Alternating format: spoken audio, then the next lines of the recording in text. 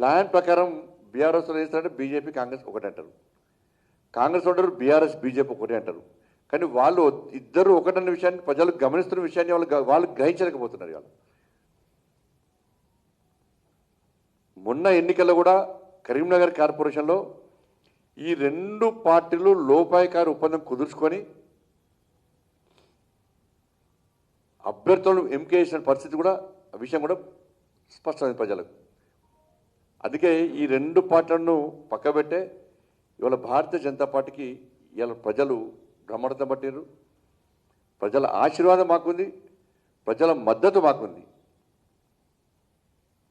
ఇవాళ చాలామంది ఇండిపెండెంట్ కూడా పార్టీని నమ్మి ఒక మంచి ఆలోచనతో ఒక మంచి ఉద్దేశంతో ఇలా భారతీయ జనతా పార్టీలో చేరారు, ఇంకా చేరుతున్నారు. కానీ దీన్ని పక్కకు పెట్టి కుట్రలు చేసి కుతంత్రాలు చేసి ఇలా మేయర్ భారతీయ జనతా పార్టీ రాకుండా చూడాలి అని చేసే ప్రయత్నం ఉంటే నేను చెప్తున్న బిడ్డ, రోడ్ల మీద ఏ బీఆర్ఎస్ వాడు ఏ కాంగ్రెస్ వాడు రోడ్ల మీద తిరిగి రాసి పెట్టుకోండి. మీరు ప్రజలు ప్రేమ అభిమానంతో మాకు ఓట్లేసారు. మా అభ్యర్థులను నమ్మి విశ్వసించి ఓట్లేసారు. ఇది కాదు అని కాంగ్రెస్ పార్టీలు బీఆర్ఎస్ పార్టీలు కుట్రలు చేస్తే కరీంనగర్ నుంచి యుద్ధం స్టార్ట్ చేస్తా.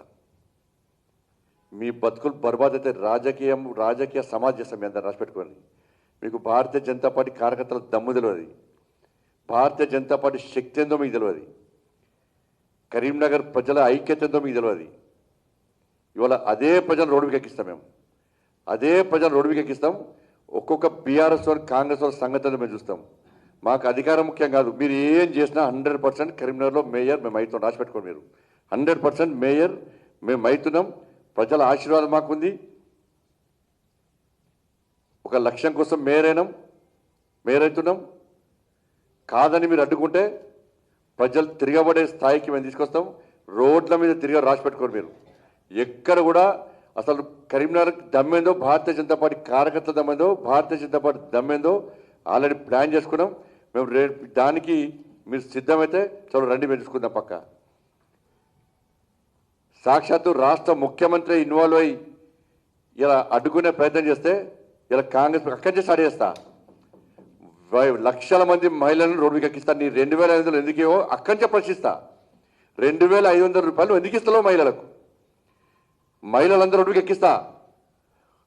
దేశం మొత్తం కరీంనగర్ చూడాలి. ఇవాళ దేశం మొత్తం కరీంనగర్ చూస్తున్నది.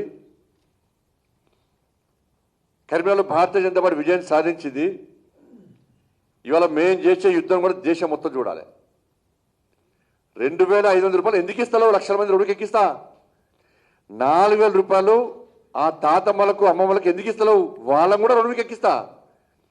నడువ రాకుండా కుసో రాకుండా కనబడ్డా కనడకుండా వాళ్ళని రోడ్డుకి ఎక్కి వాళ్ళ ద్వారా ఆందోళన చేస్తా. నేను చేపట్టే ఆందోళన ఏందో రేవంత్ రెడ్డి గారు తెలుసు, కేసీఆర్ కొడుకు తెలుసు ఏందన్నది.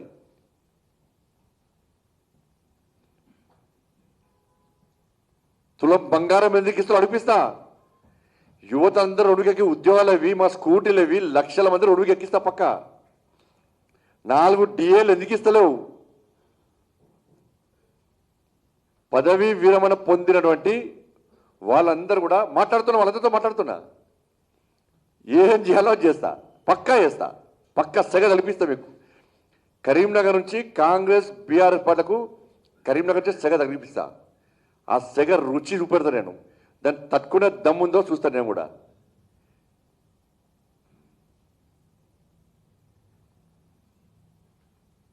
ఫీజు రియంబర్స్మెంట్ లేక నిన్న ఎలక్షన్ల ప్రచారం పోతే చాలామంది పేద విద్యార్థులు, సార్ మా సర్టిఫికేట్ ఇస్తారు సార్, మాకు హాల్ టికెట్ ఇస్తారు సార్, ఎగ్జామ్స్ ఉన్నాయి సార్, వాళ్ళకి ఫీజు రియంబర్స్మెంట్ ఇస్తారట, యాజమాన్యం ఇబ్బంది పడుతుంది, మరి మేమెట్లా సార్ అని చెప్పి ఎగ్జామ్స్ రాయలేని పరిస్థితి.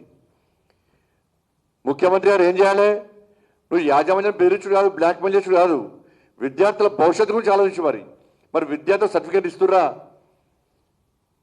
విద్యార్థులకు హాల్ టికెట్లు ఇస్తుర్రా,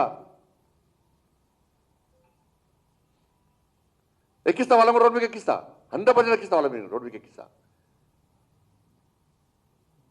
యూరియా విషయంలో రెండు ఎక్కిస్తారు రైతులను ఏది ఇష్టపడే ప్రసక్తి లేదు. నేను మళ్ళీ చెప్తున్నా, నేను భయపడుతుని కాదు,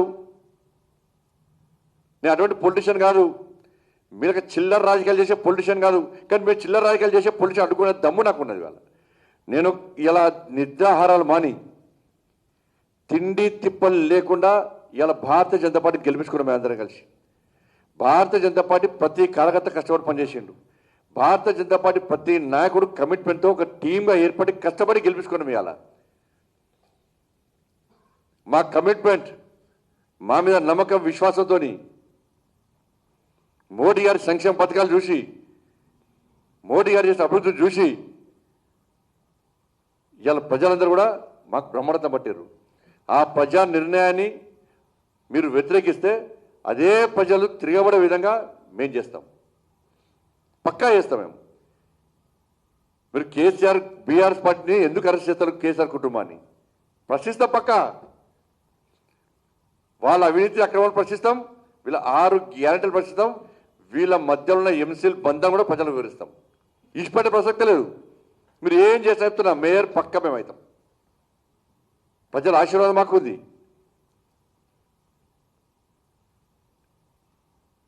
మీరు 20 లేవు, మీరు తిప్పి కొడితే 20-23 లేవు, మీరు మేయర్ అయితే అంటారు.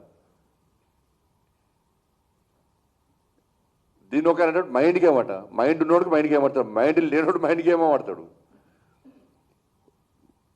మైండ్ ఉన్నోళ్ళు అందరూ ఆలోచిస్తారు, కానీ మైండ్ లేనోడు మైండ్ గేమ్ అన్నట్టున్నది.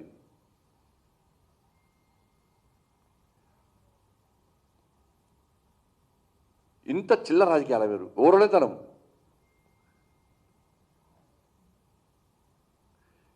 కాంగ్రెస్ పార్టీ నాయకులకు నేను అప్పీల్ చేస్తున్నా, బీఆర్ఎస్ పార్టీతోని మీరు కలవడానికి సిద్ధమా?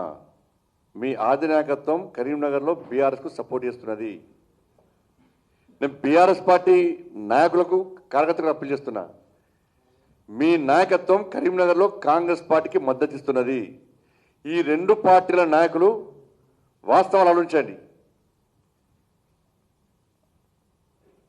ఒక కరీంనగర్ కార్పొరేషన్ కోసం వీళ్ళిద్దరు ఒకటై దాని ఎంఏ పార్టీని మధ్యలో పెట్టి ఏదో చేయాలనుకుంటే ఏం సాధించలేరు. ఒక నాయకుడు పోయి సీఎంతో మాట్లాడతావా, సీఎంతో మాట్లాడు అని ఫోన్ ఇస్తాను. ఒక నాయకుడు పోయి ఆ వీడియో చూపెడతా మీకు. ఇంకోన పోయి కేసీఆర్ కొడుకు వాడతావా, మాట్లాడు అంటున్నాడు ఒక ఆయన పోయి. అంటే గిద్ద దిగజారి ఒక కార్పొరేషన్ మేయర్ కోసం గిద్ద దిగజారి రాజకీయాలు చేస్తే ప్రజల మద్దతు ఉంది, ప్రజలు మనం ఆశీర్వదించారు, పూర్తి మెజారిటీ మాకుంది. దాన్ని గుర్తించకుండా మీరు చేస్తే ఎట్లా సక్సెస్ అవుతారు మీరు? కానీ ఈ 2 పార్టీల అధిష్టానం స్పష్టం చేయాలి. ఈ 2 పార్టీల కార్యకర్తల నాయకులు వాస్తవాలు ఆలోచించండి, రాబోయే భవిష్యత్తును ఆలోచించండి.